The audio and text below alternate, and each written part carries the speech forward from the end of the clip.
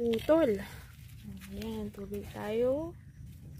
Dito sa baba. Lupa na tong tinubuan niya. Tanggalin na natin lupa. Yun. Tanggalin na natin. Ayan. Laki. Diba?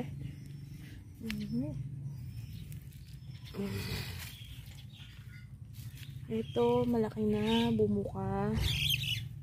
Ako kung nakikita nyo. Saan ko ba dudukutin? Dami niyang katabi.